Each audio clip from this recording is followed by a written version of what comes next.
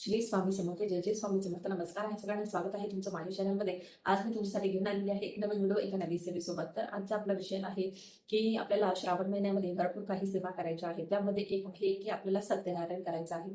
तर पौर्णिमेला जो आपण सत्यनारायण करतो तसाच सत्यनारायण आपल्याला करायचं आहे. तर तुम्ही श्रावण महिन्यामध्ये 1, 3, 5, 7, 9, 11, 21, 51, 108 सत्यनारायण तुम्ही करू शकता. तर आता ते कसे त्याबद्दलच आज मी तुम्हाला माहिती सांगणार आहे. व्हिडिओ जर आवडला तर व्हिडिओला लाईक करा, शेअर करा आणि सबस्क्राईब करायला विसरू नका. तर पूजा मांडणी बघूया. त्याची पूजा मांडणी बघूया. तुम्हाला एक चौरंग नाही तर पाट घ्यायचा आहे. त्यावर तुम्हाला लाल वस्त्र टाकायचं आहे आणि भगवान विष्णूंचा फोटो तुम्हाला ठेवायचा आहे. त्याच्यानंतर तुम्हाला सत्यनारायण पूजा विधीचा जो ग्रंथ आहे तो तुम्हाला ठेवायचा आहे आणि त्याच्यानंतर तुम्हाला त्या फोटोसमोर किंवा बाजूला गव्हाची रास टाकायची आहे. त्याच्यावर तुम्हाला तांब्या ठेवायचा आहे. त्या तांब्यामध्ये पाणी घेऊन तुम्हाला कुंकू, हळद, अक्षदा, सुपारी, ₹1 आणि फूल टाकायचं आहे. त्याच्यानंतर त्याच्यामध्ये तुम्हाला विड्याची पानं ठेवायची आहे आणि त्यावर एक प्लेट घेऊन त्यात तांदूळ तुम्हाला ठेवायचे आहेत.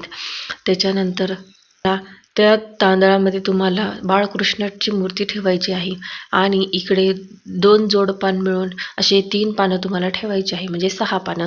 तर त्याच्यानंतर जे सगळ्यात पहिले जे पान आहे तिथे तुम्हाला गणपती बाप्पा मूर्ती मांडायची आहे. त्याच्यानंतर कुलस्वामिनी, त्याच्यानंतर वरुण देवता. तर पानावर आधी तांदूळ टाकायचे, त्याच्यानंतर गणपती बाप्पा, कुलस्वामिनी आणि वरुण देवतेची सुपारी तुम्हाला ठेवायची आहे.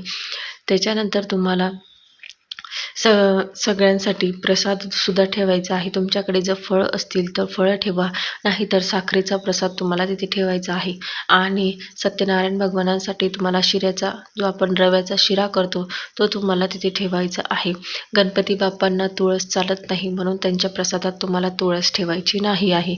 तर अशा प्रकारे ही साधी सोपी मांडणी करायची आहे आणि त्याच्यानंतर एखादं फळ तुम्हाला तिथे सत्यनारायण भगवानांच्या समोर ठेवायचं आहे. त्याच्यानंतर तुम्हाला तुमची सगळी पूजा मांडणी झाली की तुम्हाला आचमन करायचं आहे. तर आचमन करायचं म्हणजे हातात पाणी घेऊन ते पाणी प्यायचं असतं. त्याच्यानंतर तुम्हाला संकल्प करायचा आहे. संकल्प तुम्हाला माहितीच आहे की घ्यायचं, अक्षता घ्यायच्या, फुलं घ्यायचे आणि तुमचं नाव सांगायचं, तुमचं गोत्र सांगायचं आणि त्याच्यानंतर तुमची जी इच्छा आहे ती देवांना सांगायची, संकल्प सोडायचा. त्याच्यानंतर संकल्प सोडल्यावर तुम्हाला सगळ्यात पहिले गणपती बाप्पाची जी सुपारी आहे त्याला तुम्हाला कुंकू, हळद, अक्षदा, त्याच्यानंतर धूप, दीप ओवाळायची आहे, फुलं वाहायचं आहे आणि त्यांना नैवेद्य अर्पण करायचं आहे. तर ही सगळी माहिती तुम्हाला जो सत्यनारायण पूजा विधीचा जो ग्रंथ आहे त्यात संस्कृतमध्ये लिहिलेला आहे आणि त्याच्या खाली मराठीतून लिहिलेलं आहे. ते तुम्हाला समजून जाईल.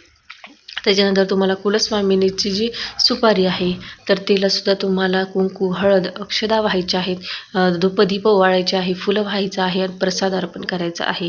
त्याच्यानंतर तुम्हाला वरुण देवतेची जी सुपारी आहे त्या सुपारीलासुद्धा तुम्हाला कुंकू, हळद, अक्षदा वाहायच्या आहेत, फुलं वाहायचं आहे आणि प्रसाद तुम्हाला अर्पण करायचा आहे. प्रसाद अर्पण करायच्या वेळेस काय म्हणायचं, तर हे त्या जे पुस्तक आहे त्या कथेच्या पुस्तकात सगळी माहिती दिलेली आहे. त्याच्यानंतर तुम्हाला बाळकृष्णाची जी सुपारी आहे त्यांनासुद्धा तुम्हाला कुंकू, हळद, अक्षदा, धूप, दीप ओवाळायचे आहे आणि त्याच्यानंतर तुम्हाला तो जो प्रसाद आहे शिऱ्याचा तर तो अर्पण करायचा आहे. तर तुळशीचं पान घेऊनच तुम्हाला तो नैवेद्य दाखवावा लागतो. फक्त गणपती बाप्पांना तुळस चालत नाही. तेवढी एक गोष्ट लक्षात ठेवायची. तर व्हिडिओमध्ये दाखवल्याप्रमाणे तर अशा प्रकारे सगळी पूजा मांडणी झाल्यावर त्याच्यानंतर कुंकू, हळद सगळ्यांना वाहून झाल्यावर प्रसाद अर्पण केले गेल्यावर तुम्हाला सत्यनारायणाची जी कथा आहे त्या कथा वाचण्याला सुरुवात करायची आहे. 5 अध्याय आहे. पूर्ण अध्याय तुम्हाला वाचायचे आहेत, 5 अध्याय. त्याच्यानंतर आरती तुम्हाला करायची आहे. आरती झाल्यावर घरातल्यांनी सगळ्यांनी तो प्रसाद खायचा आहे. तर प्रसाद फक्त घरचे जे आहेत त्यांनीच खायचा आहे आणि त्याच्यानंतर तुम्हाला जी उत्तर पूजा आहे, म्हणजे ज्या दिवशी तुम्ही सत्यनारायण तुमचे संपणार आहे त्या दिवशी तुम्हाला उत्तर पूजा करायची, म्हणजे सत्यनारायणाची जी मांडणी आहे ती तुम्हाला उचलायची आहे. तर त्या कथेच्या मागे सगळ्यात शेवटी तो एक मंत्र आहे, तो तुम्हाला म्हणून उत्तर पूजा करायची आहे. तर अशा पद्धतीने ही पूजा मांडणी होती आणि तुम्हाला अशा पद्धतीने पूजेची मांडणी करून सत्यनारायण करायचं आहे.